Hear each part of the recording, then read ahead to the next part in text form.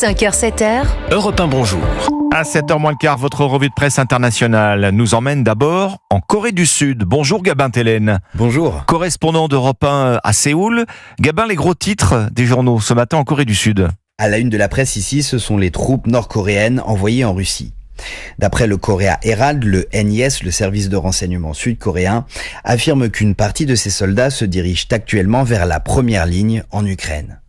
L'agence de presse Yonhap News s'inquiète de la présence du chef d'état-major de l'armée nord-coréenne Kim Yong-bok, un des bras droits de Kim Jong-un, qui lui aussi serait en première ligne pour superviser ses soldats.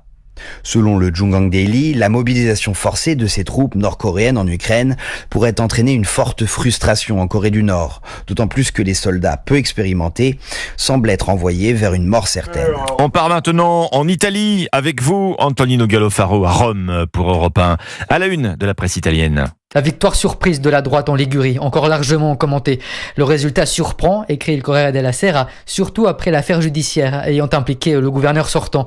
Giovanni Totti, le désormais ancien gouverneur de droite, est en effet impliqué dans une affaire de corruption. Il est assigné à résidence depuis des mois. Il est d'ailleurs interrogé par le journal local Il Secolo di 19. Le candidat de droite, Marco Bucci, a gagné grâce à lui, assure-t-il, grâce au travail qu'il a fait ces 9 dernières années. Il espère donc que la coalition de droite ait les épaules assez large pour reprendre le flambeau.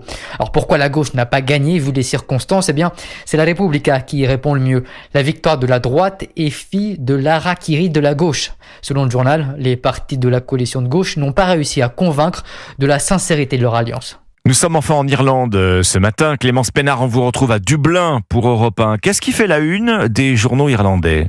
Eh bien, à l'occasion d'Halloween, fête très populaire en Irlande, tous les journaux parlent de la découverte d'une nouvelle oubliée d'un écrivain mondialement connu, l'Irlandais Bram Stoker, auteur de Dracula. L'histoire baptisée Gibbet Hill, qui prenait la poussière depuis plus d'un siècle dans les archives de la Bibliothèque nationale, a été retrouvée par un historien amateur, explique The Irish Times.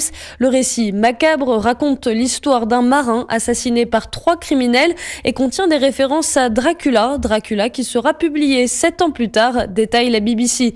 Bram Stoker aurait été profondément influencé par les ruelles sombres du nord de Dublin, d'où il est originaire, rappelle la RTE, donnant naissance au roman le plus emblématique d'Halloween. Merci Clémence Pénard à Dublin pour Europe 1. Merci à tous nos correspondants.